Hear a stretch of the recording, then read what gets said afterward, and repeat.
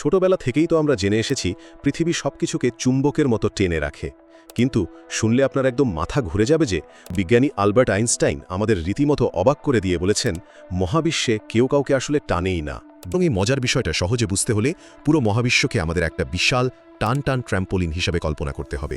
প্রথমত একটু ভেবে দেখুন, এই টান টান ট্র্যাম্পোলিনের ঠিক মাঝখানে যদি আমরা সূর্যের মতো ভীষণ ভারী একটা লোহার বল রেখে দিই তাহলে ঠিক কি হবে? এর প্রচণ্ড ওজনের কারণে ট্র্যাম্পোলিনের চাদরটা মাঝখান দিয়ে একটু দেবে গিয়ে বেশ বড়সড় একটা গর্তের মতো তৈরি করবে। তাই এবার ধরুন আপনি পৃথিবী বা চাঁদের মতো ছোট্ট একটা কাঁচের মার্বেল ওই চাদরের ওপর গড়িয়ে দিলেন। চাদরটা যেহেতু আগে থেকেই দেবে আছে, তাই মার্বেলটা কিন্তু আর কোনোভাবেই সোজা পথে চলতে পারবে না, বরং ওই গর্তের কারণে সেটা একটা বাঁকা পথ ধরে গড়িয়ে গড়িয়ে ঘুরতে থাকবে। পরিশেষে মহাবিশ্বর মাধ্যাকর্ষণের আসল রহস্যটা কিন্তু ঠিক এটাই।